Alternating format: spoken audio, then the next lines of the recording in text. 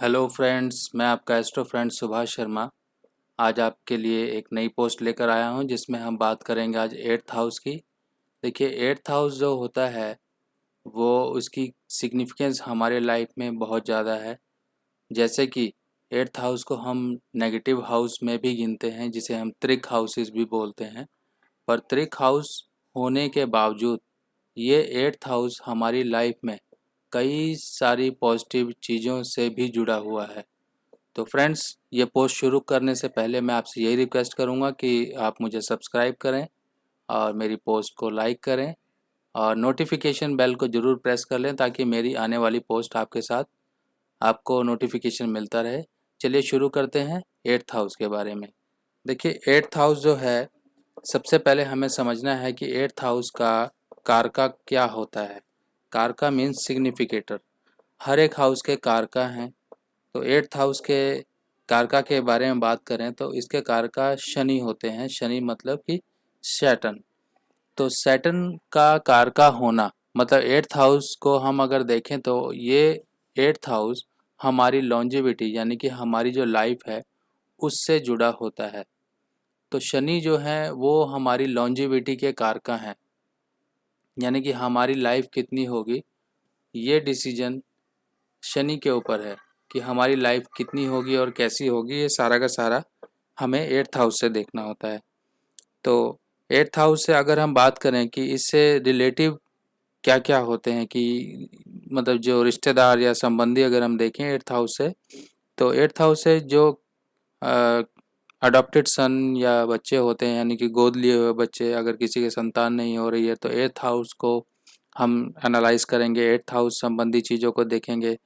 और eighth house जो होता है सबसे लोअर पार्ट, अगर हम कालपुरुष कुंडली की बात करें तो एट्थ हाउस अगर हम हेल्थ स्टडी करेंगे तो एट्थ हाउस का मतलब है कि बिल्कुल lower part of the abdomen यानी कि एनल कनाल का जो एक एग्जिट पॉइंट होता है उस पॉइंट को हम देखते हैं। यहाँ से हमारे जेनेटिलिया जो होते हैं, स्क्रोटम, टेस्टिकुलर जो एरियाज होते हैं वो सारे यहाँ से देखे जाते हैं।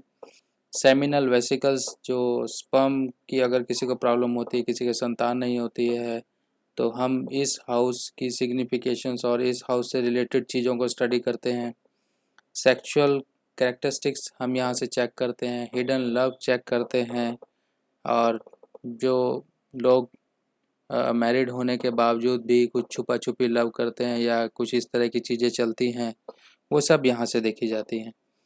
और अगर हम बात कर लें तो एट्थ हाउस के कुछ और सिग्निफिकेशंस हैं जो मैं आपके साथ डिस्कस करना चाहूँगा। तो सबसे पहले देख लेते हैं कि क्या क्या इसमें और सिग्निफिकेशंस होती हैं।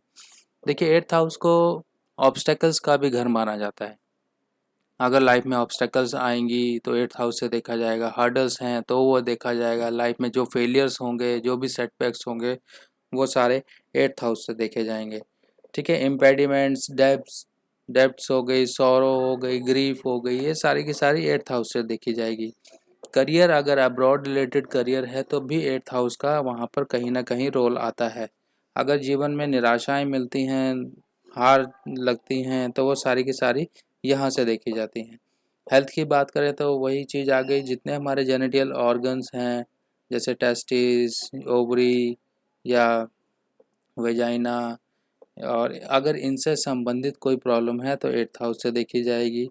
ठीक है, अगर इंसान लॉटरी वगैरह खेलता है या लॉटरी संबंधी या फिर दहेज क्या मिलेगा वो सारा यहाँ से देखा जाएगा। फॉरेन ट्रेवल्स वो यहाँ से देखी जाती हैं।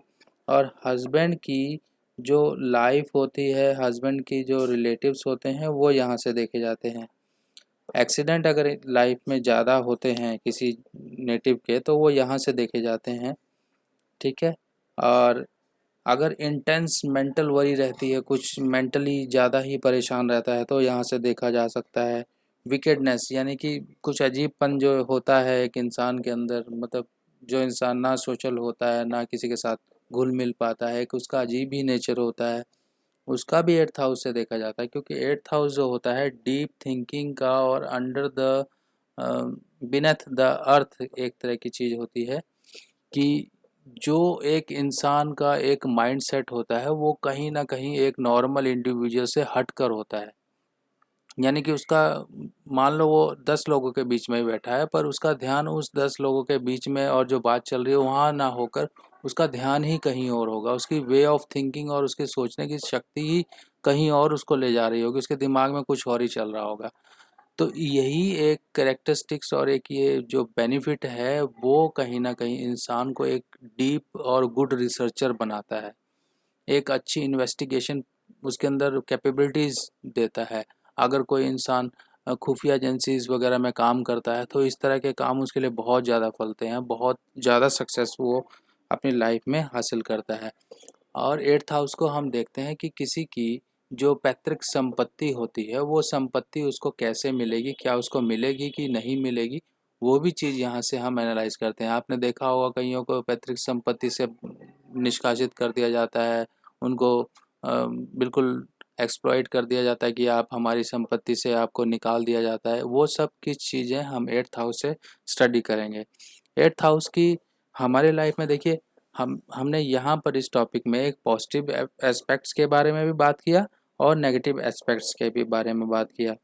तो यहाँ पे बहुत सारी चीज़ें अगर हम और इस चीज़ को आगे फर्दर स्टडी करें कि 8th हाउस जो है, अगर 8th हाउस में बहुत देखिए साइंस तो चेंज होते रहेंगे। अगर 8th हाउस में साइन आते हैं, जैसे मान लो एरी साइन आ गया किसी का, ठीक है, या टॉरस आ गया या जेमिनी आ गया, देखो साइन तो चेंज होंगे क्योंकि राशि चक्र हमारे जन्म के हिसाब से बदलता रहता है। तो जैसे जैसे साइंस आते रहेंगे, जैसे जैसे यहाँ पे राशियाँ आती रहेंगी, वैसे वैसे वहाँ के कैरेक्टरिस्टिक्स थोड़े बहुत चेंज होते रहेंगे, यानी कि एक तरह के रिजल्ट्स का डायलूशन हमारे जो एक एनालिसिस जब हम करेंगे तो वहाँ पर हमको दिखेगा कि यहाँ पर इस तरह की चीज़ें होंगी। जैसे कि अगर हम बात करें एरीज की, अगर मान लो एरीज साइन यहाँ पर आ गया तो यहाँ पर क्या होगा कि वो अब्रॉड सेटल होगा, थोड़ी सी उसकी सिकली बॉडी होगी, यानी कि कमज़ोर कॉन्स्टिट्यूशन ऑफ द बॉडी होगा, बट स्ट्रगल भी होगा उसकी लाइफ में। उसकी लाइफ में थोड़े से झटके और इस तरह की चीज़ें जो अप्स एंड डाउन होंगे, ठीक है। अगर टॉरस साइन आ जाता है तो क्या होगा, उसको कफ और फैलजेमेटिक जैसे जो प्रॉब्लम होती हैं, जैसे सर्दी जुकाम नज़ला, ये सब चीज़ें बहुत ज़्यादा उसको फेस करनी पड़ेंगी। और खाने पीने का और ड्रिंकिंग का, इस तरह की जो शौक़ संबंधी लाइफ की चीज़ें हैं उनको बहुत ज़्यादा तवज्जो या परवरिश देगा, ठीक है। अगर जेमिनी साइन आ जाता है तो क्या हो जाता है, उसके जो एनिमीज़ हैं वो उसको परेशान करेंगे, उसको कुछ जेनेटियल और यूरिनरी प्रॉब्लम्स हो सकती हैं, उसके जो फ्रेंड्स हैं वो सेल्फिश होंगे। तो इसी तरीके से हमने इस चार्ट 8th हाउस को समझा। तो फ्रेंड्स, मैं आपसे यही रिक्वेस्ट करूँगा कि आप जुड़े रहो और मुझे सब्सक्राइब करो, ताकि मेरा भी कॉन्फिडेंस बढ़ता रहे और मैं आपके साथ ऐसे ही नई नई पोस्ट लेकर आता रहूँ।